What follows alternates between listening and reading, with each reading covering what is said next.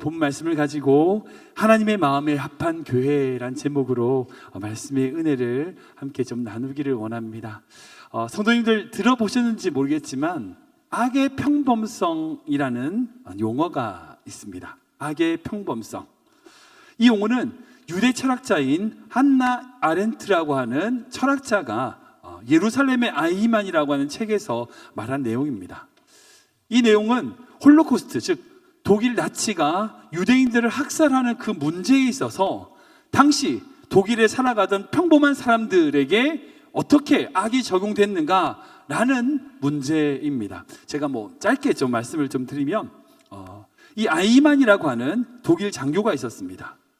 유대인들을 학살하는 때에 아이만이라고 하는 독일 장교가 있었는데, 이 독일 장교는 독일의 어떤 수송 시스템을 담당하던 장교였습니다.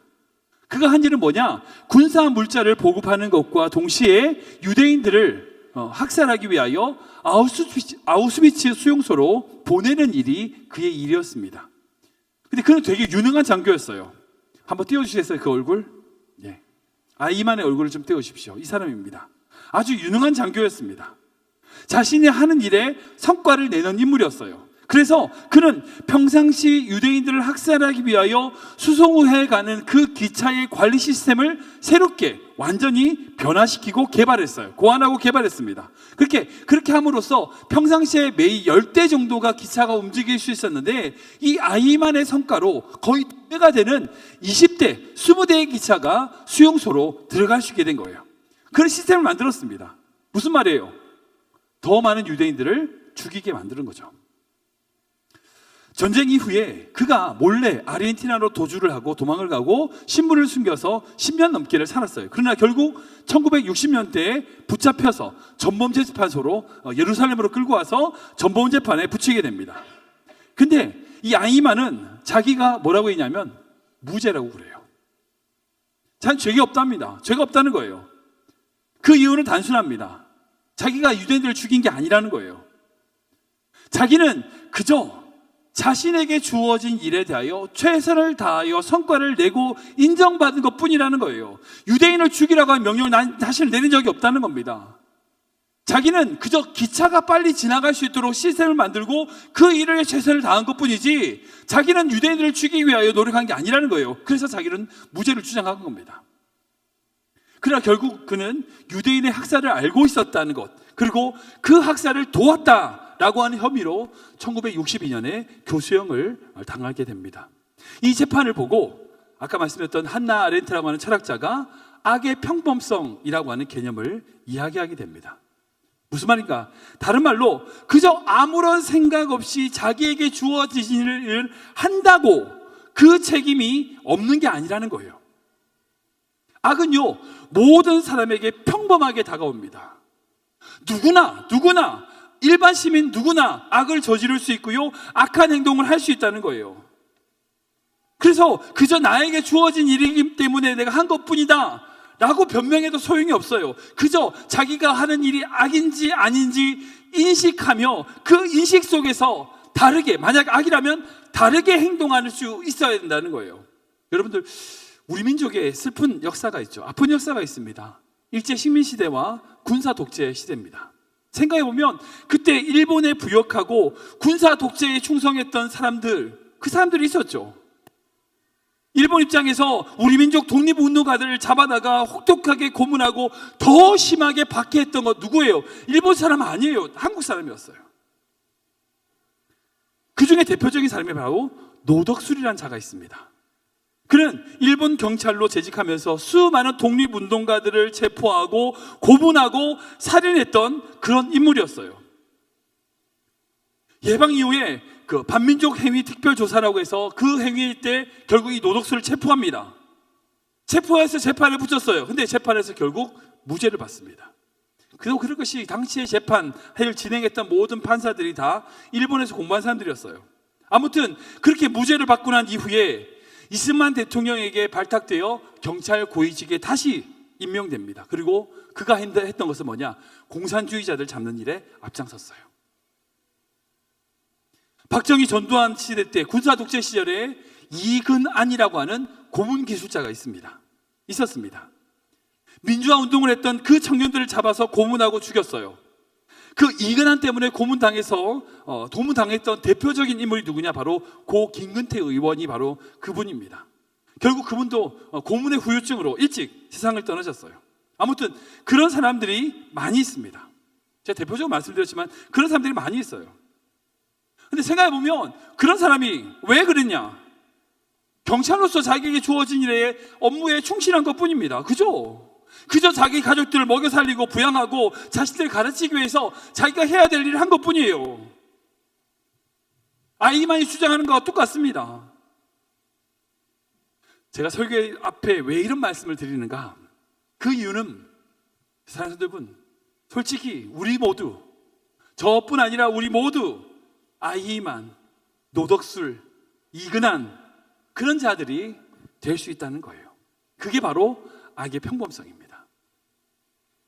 악이라고 하는 것은요, 아주 멀리 있는 게 아니에요. 지금 우리 주변에 있는 거예요. 우리가 깨어있지 않으면, 올바른 것을 의도적으로 선택하지 않으면 우리가 그들과 전혀 다를 게 없다는 거예요. 여러분, 지금 이 세상을 보십시오. 얼마 전에 캘리포니아에서 동성애 관련 교과서가 이제 만들어졌어요. 그리고 초등학교에 배급이 됐습니다. 그리고 동성애를 미화하는 교육을 지금 실시하고 있어요. 캘리포니아에는. 감리교단은요, 지금 이번에 동성애를 옹호하는 문제 때문에 홍역을 치르고 있는데, 교단의 지도자들이 결혼이라고 하는 정의, 성경적 정의를 바꿨어요. 한 남자와 한 여자가 만나서 이룬다라고 하는 가정에 대해서 한 사람과 한 사람이라고 하는 것으로 바꿨어요. 그러니까 남자, 여자도 한 가정이 될 수 있다는 거예요. 성경적인 원리를 바꾼 겁니다. 그것 때문에 논쟁이 되고 지금 교단이 갈라졌어요. 생각해 보세요. 학교에서 그 동성애를 미화하는 그것을 가르치는 자들, 교단에서 동성애를 옹호하고 그렇게 주장하는 사람들, 여러분 우리와 다른 사람입니까? 아니요, 다른 사람 아니에요. 크리스찬 교사들도 있습니다. 동성애를 찬성하는 그렇게 교단을 내리는 사람들요, 바로 목회자들이에요. 하나님의 헌신한 목회자들입니다. 뿐만 아니라 한국 사회를 보면요, 정치인도 그렇고 똑똑하다는 검사들도 그렇고 수많은 언론인들을 보면, 기자들도 보면 그래요. 정말 해야 될 것은 하지 않고 하지 않는 것을 정말 뻔뻔하게 하고 있는 것을 보게 됩니다. 특히 언론은 심하잖아요. 힘없는 연예인의 뒷조사하는 모습과 권력에 대하여 감시하는 워치독하는 역할, 여러분 그것이 너무나 대조되는 거예요. 그런 모습을 볼 때마다 우리가 분노가 나긴 하지만 그들 역시 우리와 다르지 않아요. 그저 자기 밥줄 걸린 일을 하고 있는 것 뿐이에요. 정말 무엇이 옳은지 바른 것인지 생각하지 않고 그저 내 입에 풀칠하는 것, 나의 이익인지 아닌지 그것만 생각하고 사는 것, 여러분 그런 사람들이 이 세상에 너무나 많아요. 그뿐 아니라 그렇게 살면서 떳떳한 척, 잘난 척, 이기적인 인간들의 모습이 이 세상에 얼마나 많은지 모르겠습니다. 근데 생각해 보세요. 그런 사람과 우리 다릅니까? 아니요, 똑같아요. 똑같습니다. 다르지 않습니다. 생각 없이 하나님이 원하시는 것이 무엇이고 내가 해야 할 일이 무엇인지, 나의 직분에 있어서 어떤 일을 해야 될지 고민도 안 하면서, 우리가 앞에서 이야기했던 것처럼 우리가 잘못하고 있다고 말하는 그들과 같은 그런 길을 걸어가고 있지 않는지 우리 스스로를 점검해야 되는 거죠. 올해 우리 교회 주제는요, 하나님의 마음에 합한 교회란 주제입니다. 이 땅에 수많은 교회들이 있죠. 근데 정말 하나님의 마음에 합한 교회는 얼마나 있을까요? 이 땅에 수많은 성도들이 있습니다.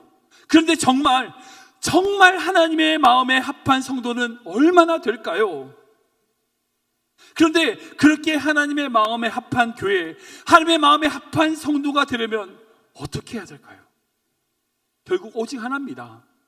바로 우리의 삶에 하나님이 원하시는 것, 하나님이 기뻐하시는 것이 무엇인지 고민하고 기도하는 마음의 태도를 가지고 있어야 된다는 거예요. 그게 있어야 되는 겁니다.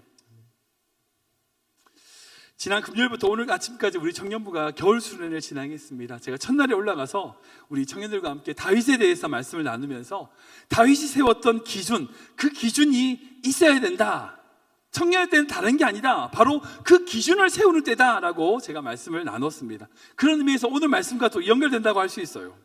사랑하는 여러분, 우리가 하나님 보시기에 바른 기준을 세우지 않으면요, 바른 가치관을 세우기 위하여 노력하지 않으면요, 그렇게 생각하지 않고 세상의 물결에 흘러가지고 그저 그렇게 살아가면요, 악의 평범성, 즉 우리도 역시 또 누군가에게 악으로서 존재하게 된다는 거예요.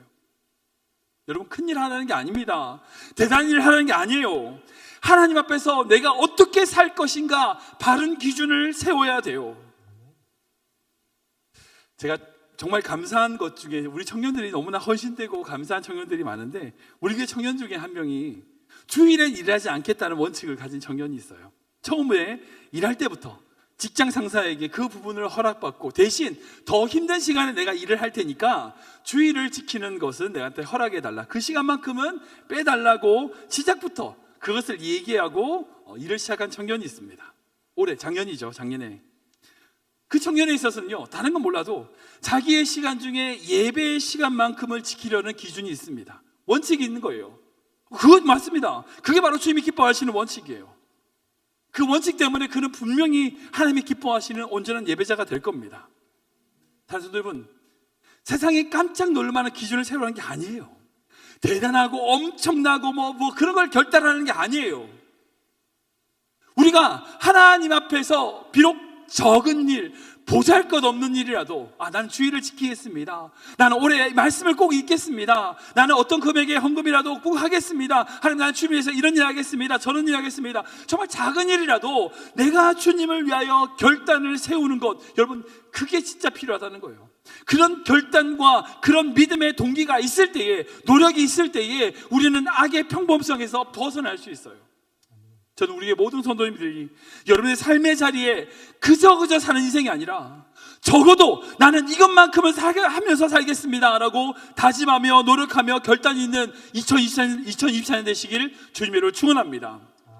그런 의미에서 오늘 시편의 다윗의 인생에 있어서 하나님의 마음에 합한 자로 그가 세웠던 기준, 원칙이 어떤 것인지 한 두 가지 정도 좀 살펴보기 원합니다. 첫 번째는 뭐냐? 다윗은요, 예배에 생명을 걸었습니다. 우리 같이 읽어보겠습니다. 시작. 다윗은 예배에 생명을 걸었습니다. 한 번 더 읽겠습니다.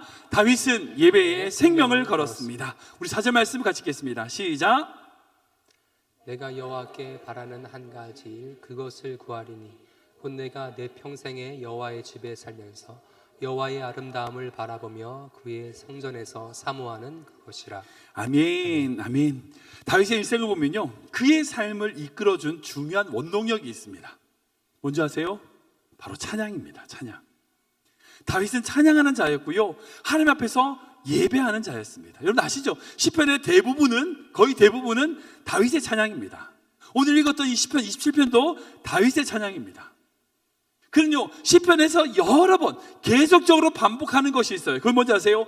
내 평생에 하나님을 찬양하겠습니다, 내 평생에 주님을 예배합니다, 이런 말을 계속 반복해요. 평생 예수님만, 하나님만 예배하겠다는 표현입니다.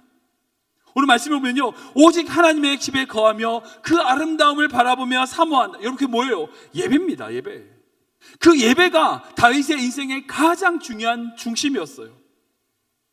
얼마나 다윗이 파란만장한 삶을 살았는지 우리는 아시잖아요. 어릴 때는 양을 관리하는 목자였습니다. 목자로 살았어요. 목동으로 살았습니다.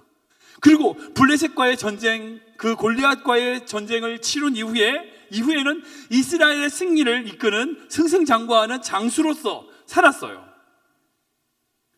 근데 사람들이 그 다윗을 너무 좋아하다 보니까 그것을 시샘한 사울 왕에게부터 죽임을 당하려고 했습니다. 그래서 어떻게 도망을 갔죠. 그때부터 약 15년 동안 광야를 헤매면서 도망자로 살았어요. 사울 왕이 죽은 이후에 이스라엘 왕으로, 이스라엘의 가장 강력한 나라로 세운 왕이 되었습니다. 여러분, 그것만 해도 너무 파란만장하잖아요. 한 사람의 인생이라고 하기엔 너무나 파란만장한 인생을 살았던 사람이 바로 다윗입니다. 그런데 그의 평생에 하나님을 떠나지 않고, 그가 목동으로 있을 때나 장수로 있을 때나 피해서 도망을 다니며 도망자로 있을 때, 광야에 홀로 있을 때나 왕의 침실에 있을 때나 그는 언제나 찬양하는 자였어요. 언제나 찬양하는 자였습니다. 찬송이 그를 떠나지 않았어요. 찬송이 그에게 있었기 때문에 비참한 상황에서도 비참으로 끝나지 않았습니다. 찬송이 그에게 있었기 때문에 높은 지위와 성공을 가지고도요, 교만하지 않았어요. 거들먹거리지 않았습니다. 찬송이 그에게 있었기 때문에 죄악을 범한 그 죄인의 자리일지라도 다시 회개하고 하나님께 나올 수 있었어요. 여러분, 그의 인생에 찬송이 있었기 때문에 다윗은 다윗이 될 수 있었습니다. 저는 우리 모든 성도님들이 예배에 생명을 거는 귀한 성도 되시길 축원합니다. 예배는 다른 게 아니에요. 오직 하나님의 아름다움을 바라보며 그의 성전을 사모하는 겁니다. 예배는요, 내 삶을 왕 대신 예수 그리스도께 내려놓고 그분만을 높여드리는 거예요.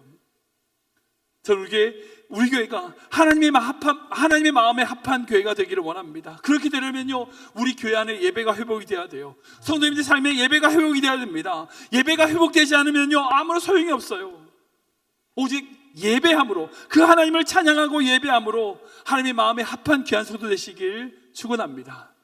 두 번째로 다윗은 어땠냐? 원칙이 뭐냐? 기도로 하나님의 얼굴을 찾았다는 거예요. 우리 같이 보겠습니다. 시작. 다윗은 기도로 하나님의 얼굴을 찾았습니다. 한번 더 읽겠습니다. 다윗은 기도로 하나님의 얼굴을 찾았습니다. 우리 7절 8절 말씀 읽겠습니다. 시작. 여호와여, 내가 소리내어 부르짖을 때에 들으시고 또한 나를 긍휼히 여기사 응답하소서. 너희는 내 얼굴을 찾으라 하실 때에 내가 마음으로 주께 말하되 여호와여, 내가 주의 얼굴을 찾으리이다 하였나이다. 아멘. 아멘. 다윗의 일생에 예배와 함께 중요한 또 다른 원동력이 있습니다. 그건 뭐냐?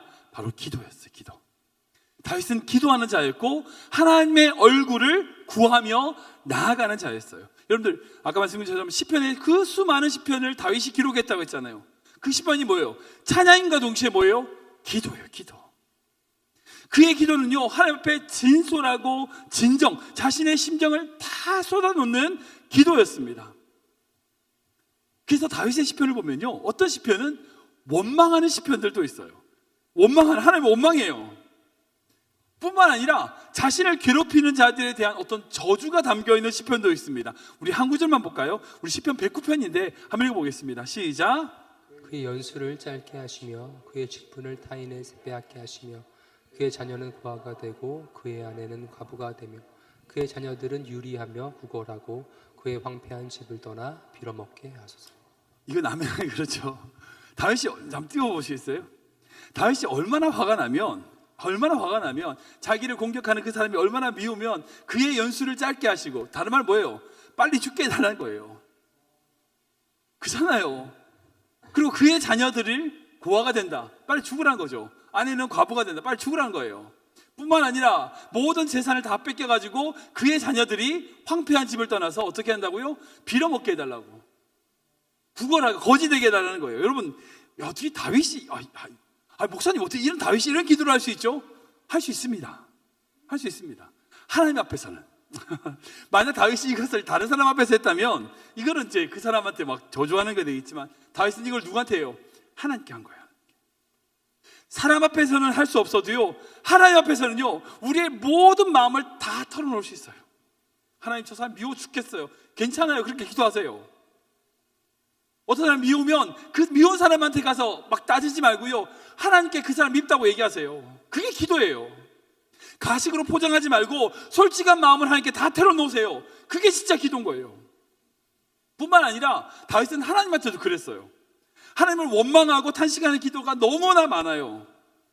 한번 볼까요? 시편 88편입니다. 같이 읽겠습니다. 시작. 여호와여, 어찌하여 나의 영혼을 버리시며 어찌하여 주의 얼굴을 내게서 숨기시나이까. 아멘. 다윗의 시편을 보면 계속 반복하는 표현이 있어요. 뭔지 아세요? 어찌하여, 왜요 하나님, 왜 그래요 하나님, 그거예요. 다른 사람들은 어떻게 이렇게 기도할 수 있죠? 기도해도 돼요. 여러분, 하나님께 탄식한다, 하나님을 원망한다는 것은요, 하나님을 부정하는 게 아니에요. 오히려 더 건강한 신앙이라고 할 수 있습니다. 탄식한다, 원망한다는 것은요, 결국 다른 말로 하나님을 인정한다는 거예요. 그래서 원망과 탄식은 다른 말로 진짜 신앙 고백입니다. 여러분, 신앙에 있어서 좀 문제가 있는 상태가 언제인지 아세요? 어떤 때 여러분의 신앙에 문제가 있을 것 같아요? 탄식이나 원망이 안 나올 때예요. 문제가 있어, 어려움이 있어, 내지는 어떤 상황인데 하나님께 탄식과 그게 안 나오고 무감각해져가지고 탄식도 안 하고 원망도 안 하고 그래서 무감각한 상태. 여러분, 그게 오히려 신앙의 위험한 신호입니다. 하나님께 쏟아놓으세요. 하나님께 쏟아놓는 단식과 원망은요, 오히려 신앙이 살아있다는 증거입니다. 다윗은요, 하나님 앞에 자신의 아픔, 상처, 고통, 그 모든 것을 고스란하게 올려드렸어요. 그리고 하나님의 얼굴만을 찾았습니다. 그런 기도가 다윗에게 있었기 때문에 그가 얼마나 많은 고통이 있어서도 그에게 상처가 없어요. 어두운 그림자가 없어요. 언제나 주님을 찬양하고 기뻐하고 찬양하는 모습이 다윗에게 있는 거예요. 저는 우리 모든 성도님들이 세상에 여러분들의 상처를 꺼집어 놓는 게 애쓰려고 하지 말고 주님께 내려놓기를 주님을 축원합니다. 기도로 주님께 나아가기를 축원합니다. 특별히 이번 수요일부터 이제 중보기도 세미나가 시작될 텐데, 중보기도 세미나 따는 게 아니에요. 하나님 앞에 우는 법을 제가 가르쳐 드리는 거예요. 기도는 그거거든요. 진솔하게 주님께 기도함으로 나아감으로 주님의 마음에 합한 성도 되시길 주님을 축원합니다. 말씀을 정리하겠습니다. 여러분, 우리가 사는 이 세상은요, 악이 편만합니다. 악의 평범성이라고 표현되는 의식하지 않고 생각하지 않으면요, 악인의 꾀, 죄인의 길, 오만한 자리에 앉게 되어 있어요. 그렇게 되어 있어요. 내가 의도적으로 그걸 떠나지 않으면요, 우린 자연스럽게 악인의 꾀, 죄인의 길, 오만한 자리로 빠지게 될 수밖에 없어요. 바른 믿음의 결단과 의지를 가지고 살아야 됩니다. 대충대충 살면 안 돼요. 그런 믿음과 결단이 있을 때에 우리는 하나님의 마음에 합한 교회, 하나님의 마음에 합한 가정, 하나님의 마음에 합한 성도가 될 수 있어요. 정말 작은 뭔가라도요, 정말 작은 뭔가, 아니 한 가지만이라도 2024년에 결단하십시오. 결단하시기로 바랍니다. 주님, 제가 올 한 해 이것만을 하겠습니다. 기도하십시오. 오늘 이 시편은요, 다윗이 두려움에 사로잡혔을 때 들었던 시편입니다. 그 찬양, 두려움 속에서도 그의 다윗은요, 찬양을 멈추지 않았어요. 그는 하나님께 기도하는 것을 멈추지 않았습니다. 오직 주의 성전을, 주의 아름다움을 바라보며 예배했습니다. 주님의 얼굴을 구하며 기도했습니다. 그 두 가지가 다윗의 인생을 붙들어 준 거예요. 우리가 모든 성도님들이 그 믿음의 결단을 가지고 예배의 생명을 걸고 기도로 하나님의 얼굴을 구함으로 정말 하나님의 마음에 합한 성도 되시길 주님의 이름으로 축원합니다.